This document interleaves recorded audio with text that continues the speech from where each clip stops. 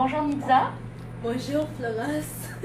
C'est un grand plaisir d'être là aujourd'hui à l'Université de Guyane avec toi.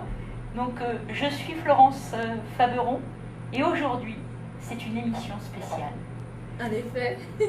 En effet, donc Milbule, tu en es l'animatrice, mais aujourd'hui c'est moi qui vais prendre le micro et c'est moi qui vais te poser quelques questions. Des questions qui nous touchent tous. Des questions qui vont nous permettre d'en savoir davantage sur toi. Des questions qui vont nous permettre aussi d'en savoir plus sur un monologue que tu as écrit, mis en scène et que tu vas jouer le 4 mars prochain à l'Université de Guyane, Amphi A, où tout le monde est attendu à partir de 18h30. J'écris avec du sang. Chère Nitza, Chère Florence, tu animes une émission depuis l'automne dernier, une émission littéraire, en octobre. avec cette belle formule, un livre au centre des arts. L'art, la littérature, mais je crois l'art de façon générale est ce qui te détermine. Comment toi tu te définirais justement par rapport à l'art ? Alors, je dirais que c'est toute ma vie. Pourquoi? Parce que c'est à partir de l'art justement que je peux m'extérioriser, que je peux éviter de me morfondre sur mon sort et d'accoucher tout ce qui se passe en moi, la joie, la peine, les douleurs, etc. Donc l'art, c'est un moyen qui me permet d'exister.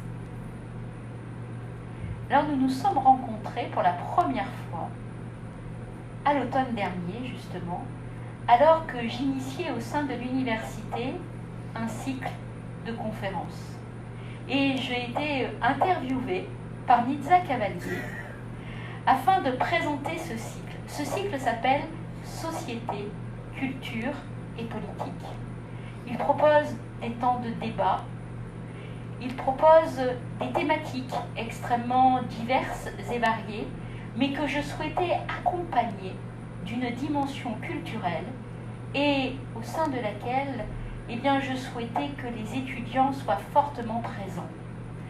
Tu es étudiante en licence de lettres modernes, en licence 1, en première année, et dès que je t'ai parlé du projet, et dès que je t'ai dit s'il y a des étudiants qui ont des talents, qui ont envie de s'exprimer, ce serait un bonheur véritable de pouvoir les associer. Et tout de suite, tu m'as dit que je pouvais compter sur toi et que tu avais envie justement d'utiliser cette expression artistique pour participer à ce projet. Et très vite, on a déterminé une date et un objectif, une date symbolique, le 4 mars. En quoi cette date était importante pour toi et en quoi le fait de jouer le 4 mars prochain sera quelque chose qui pourra être à la fois bouleversant et en même temps quelque chose de grand? Alors, je me suis réservée de ne pas vraiment étaler la raison dans tous les autres médias que j'ai eu l'occasion à m'exprimer. Mais pour répondre à ta question, 4 mars est une date importante pour moi parce que c'est une date qui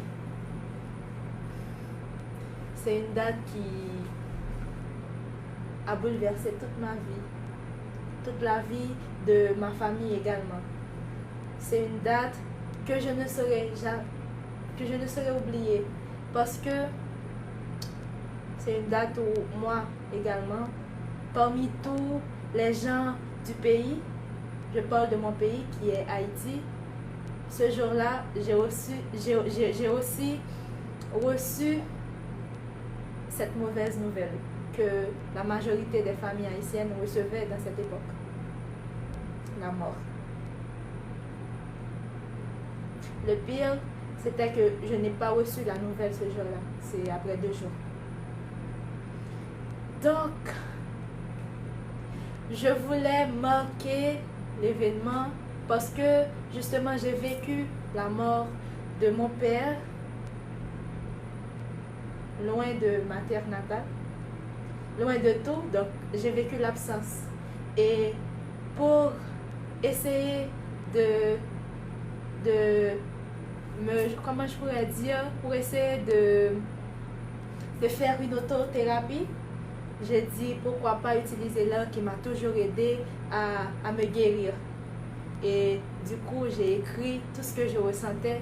J'ai fait une œuvre d'art pour non seulement permettre à l'âme de mon père, là où il est, d'être fier, de se dire que, ok, j'ai engendré des filles, j'ai engendré Nidza ou mes autres petites sœurs, Sanja, Kama. Donc, pour que son âme soit fière. Et c'est un grand événement parce que c'est en guise d'hommage, même si c'est un moment triste, mais il y aura aussi de la joie parce qu'on aurait créé quelque chose. Mais je sais déjà que ce temps qui va nous permettre de nous retrouver tous, eh bien, sera à la fois tout en émotion et tout en énergie, à l'image de Nidza Cavalier. Et ce monologue que tu as écrit spécifiquement pour ce 4 mars, alors que le cycle de conférences va accueillir une conférence à 16h sur immigration et outre-mer français. Et c'est dans la suite de la conférence, l'accueil des participants se faisant à 18h30, mais attention, nous fermerons toutes les portes à 19h et il ne sera plus possible de rentrer après. Donc il faut surtout que toutes les personnes qui veulent venir partager ce moment d'émotion, de transmission, de résilience soient bien là à l'heure afin de pouvoir être avec nous. Ce monologue, tu as souhaité lui donner un titre fort, j'écris avec du sang. Qu'as-tu voulu dire par là? Alors, le sang, on peut dire que c'est la vie. Quand on écrit cette douleur, quand on écrit ces souffrances, quand on écrit ces peines, quand on écrit ces fatigues, ces désarrois, on écrit une partie de sa vie. Mais quand on essaie de fusionner ces peurs, ces douleurs, ces fatigues, ces chagrins avec l'autre face, l'autre facette qu'est la joie, on essaie de faire un tout. Donc, on écrit tout simplement sa vie. On écrit la vie. Donc, écrire sa vie, écrire la vie et écrire avec son propre sang. C'est ton sang ou le sang des tiens? Le sang de cette écriture, le sang de ce texte, et je sens bien aussi que derrière, j'écris avec du sang, il y a la Nidza d'aujourd'hui qui écrit ce monologue, et il y a celle qui est en train de se construire, de se déployer, celle qui demain, sans doute, c'est tout ce que je lui souhaite, écrira et construira sa vie, y compris sa vie professionnelle, par l'écriture. Est-ce que ce sang de l'écrit, n'est-ce pas aussi le sang des tiens et celui qui te permettra de te projeter demain en tant qu'artiste, en tant qu'écrivain, en tant peut-être que metteur en scène?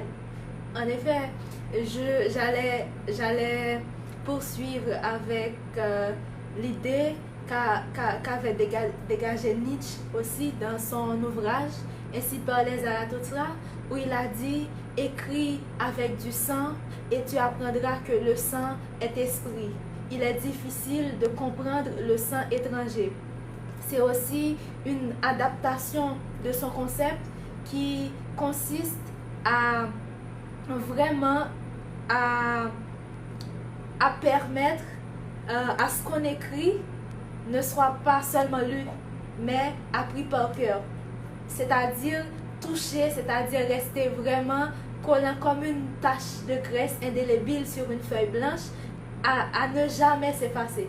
Donc c'est aussi mon but. C'est, comme tu venais de le dire, écrire avec le sang des tiens. Et je crois qu'il y a un extrait dans mon texte qui dit « J'écrirai avec mon sang, avec ton sang, avec le sang de ton sang. » Donc je m'adresse aussi à mon Père. Donc pour lui dire que même si ça arrive, même s'il n'y a peut-être pas une lueur d'espoir en ce moment où j'écrivais pour ma famille, pour ma maman, pour mes soeurs, mais nous serions, mes soeurs et moi, très motivés pour continuer ce que nous avions entrepris avant même sa mort. Donc nous brillerons au firmament du monde entier. Ici, il y a un travail d'écriture, mais tu as fait aussi le choix de mettre en scène et de jouer. Est-ce qu'il vaut mieux écrire? Est-ce qu'il vaut mieux jouer un texte? Ou finalement, c'est tellement difficile de choisir que pour toi, le livre, certes, au centre des arts, mais peut-être que les arts, plus que tout, sont au centre de la vie et permettent de surmonter tous les obstacles de la vie. Alors, écrire ou jouer, comment tu t'imagines dans quelques années? Alors, je vais continuer à écrire, je vais continuer à jouer parce que je m'étais dit que dans la vie, je veux être journaliste, ensuite écrivaine, metteur en scène, comédienne. Je vais répondre à ta question en disant qu'en effet, c'est mieux d'écrire le texte et qu'un metteur en scène ou une metteur en scène décide de faire la mise en scène. Mais moi, ce que je voulais, c'est toujours l'idée d'oser, de dépasser les obstacles. Je voulais, en fait, j'ai déjà fait une mise en scène dans le cadre, dans un cadre pédagogique parce que j'avais mon metteur en scène, Raoul Junior Saint-Cyr. Il nous donnait une formation dans ce cadre. J'avais fait une mise en scène, mais je ne me suis jamais mise sur scène. Donc, je me suis dit, ok, j'ai écrit comme ce jour, c'est un jour que je veux marquer. C'est un jour très spécial pour moi. C'est un jour où j'ai osé. Et je me suis dit, ok, je vais oser me mettre sur scène et ça va marcher. Et j'ai présenté un beau spectacle. Tu dis dans ce texte que tu as écrit, l'importance de se fixer des objectifs, l'importance de viser haut, l'importance d'aller, de gravir le chemin qui mène tout au sommet de la montagne. Pour toi, quel est le sommet de la montagne? Alors,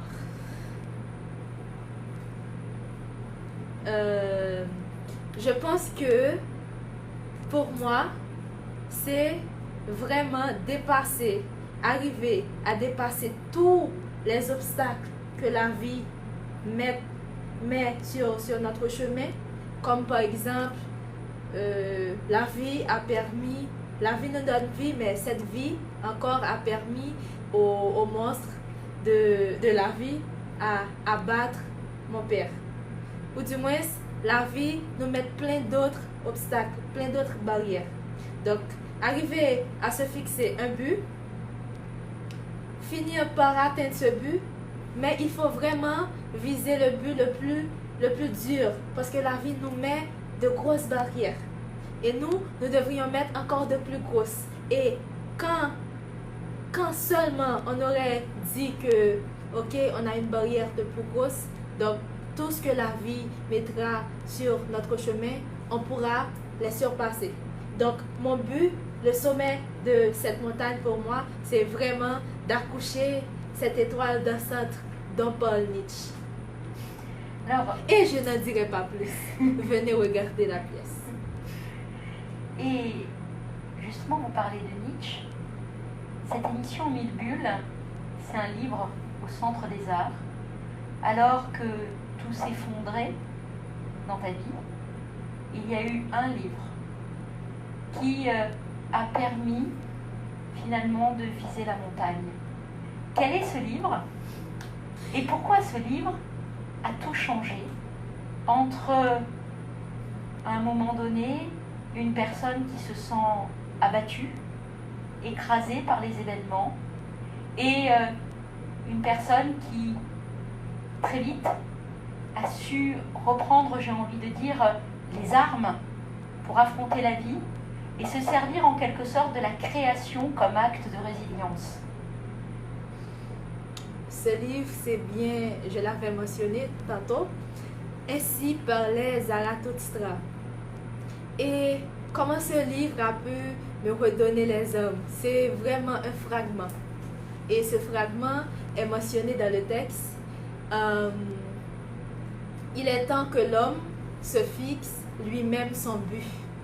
Il est temps que l'homme plante le germe de sa plus haute espérance.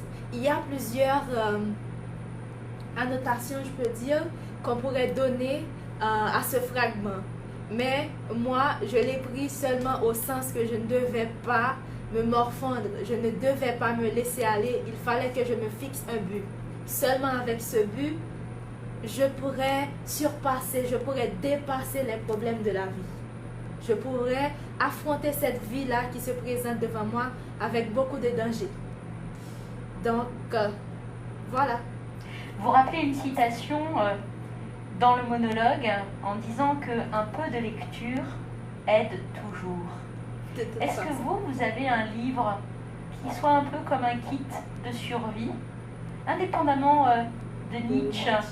Est-ce qu'il y a un livre qui vous accompagne dans la vie, que de temps en temps vous reprenez, ou finalement ce sont tous les livres qui sont vos compagnons du quotidien et qui font que la vie peut s'éclairer de façon différente?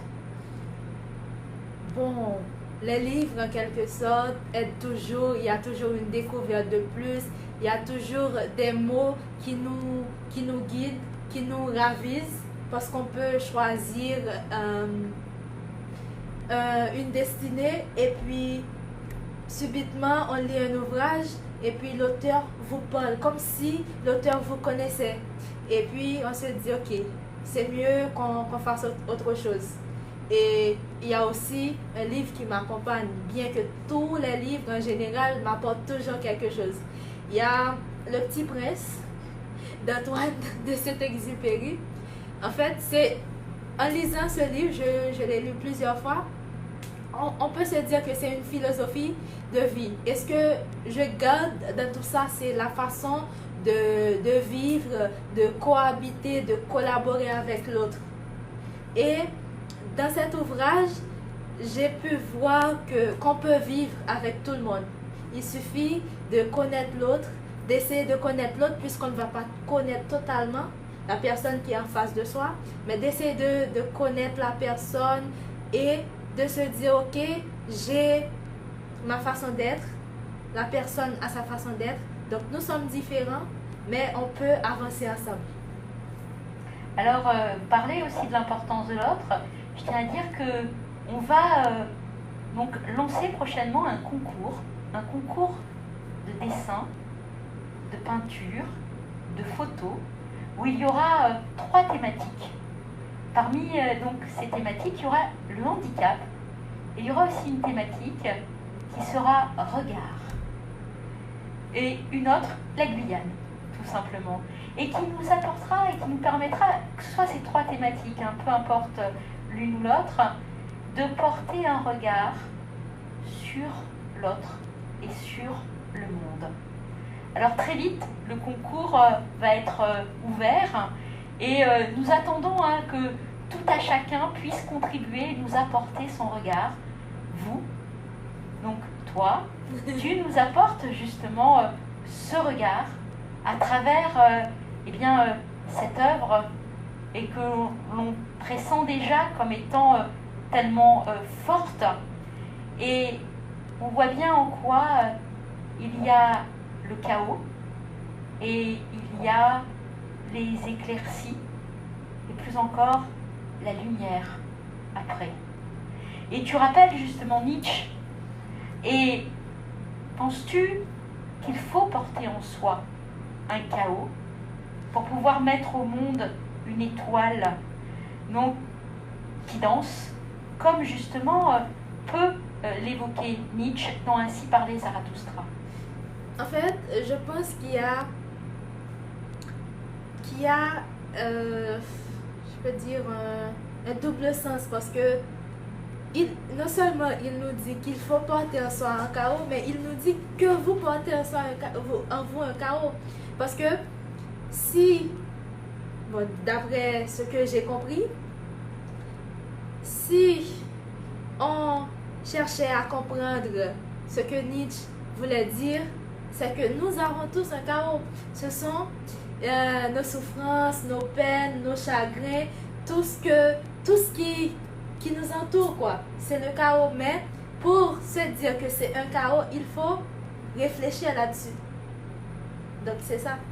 Et si on ne réfléchit pas là-dessus, on ne va jamais se fixer un but, on ne va jamais se dire ok, je dois dépasser tout ça et mettre au monde cette étoile dansante.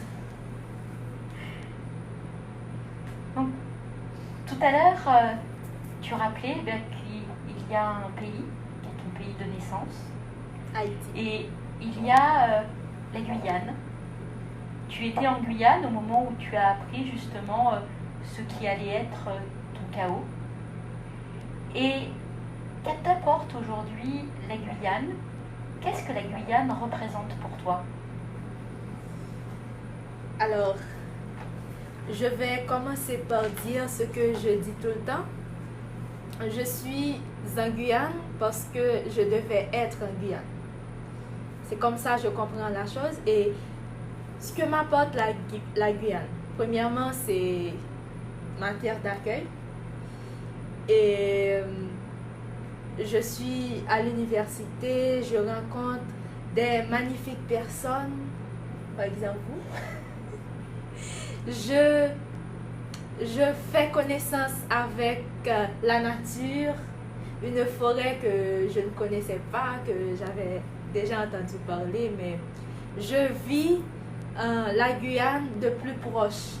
Et il y a une multiculturalité qui existe en Guyane qui me fascine, que j'observe, que j'essaie de comprendre.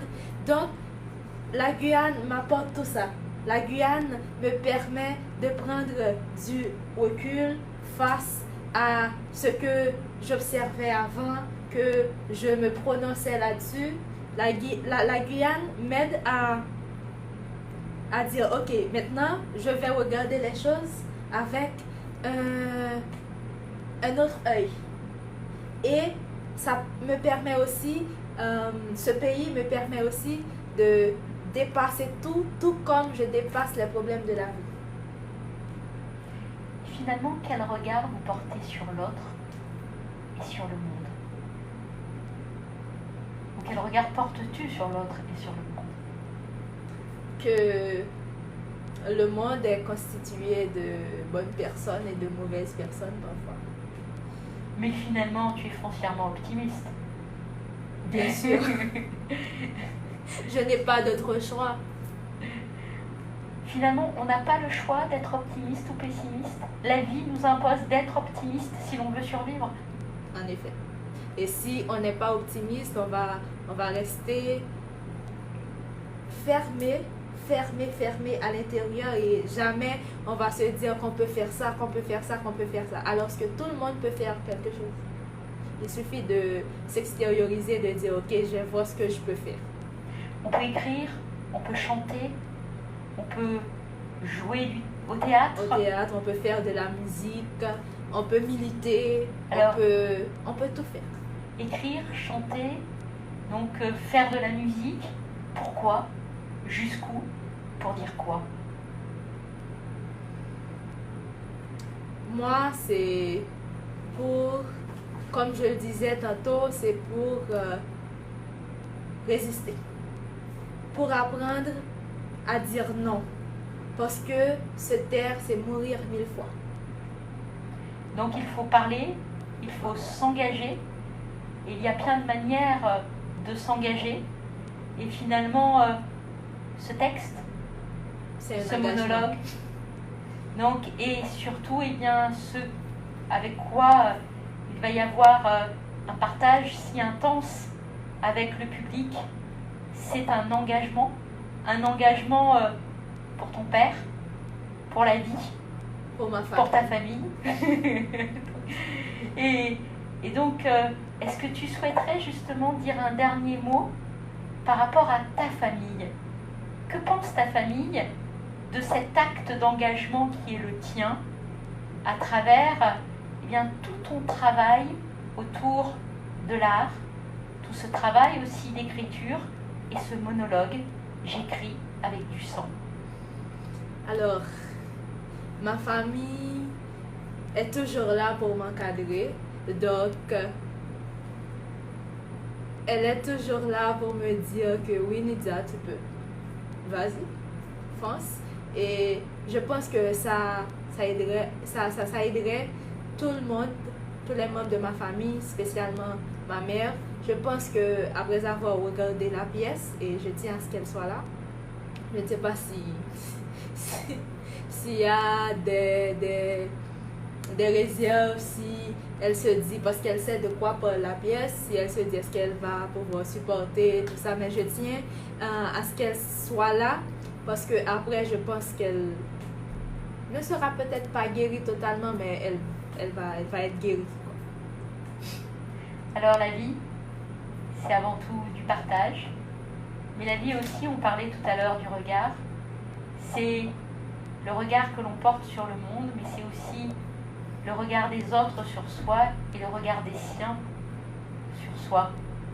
Et là, les tiens peuvent être fiers de toi et l'ensemble de ceux qui seront là, eh bien, j'ose déjà croire comme eh bien, ils vivront de manière forte, justement, ce temps qui est au-delà de toi et de ce que tu vis, et qui est tout simplement eh bien, un acte fort pour s'engager tous dans la vie, pour que tous on trouve les forces nécessaires à surmonter les moments les plus douloureux, les plus difficiles, et qu'en toute chose, la vie triomphe. Alors, merci Nidza. Merci Flora. De nous permettre justement eh bien, que la vie s'impose au milieu de tout, et j'ai envie de dire contre tout.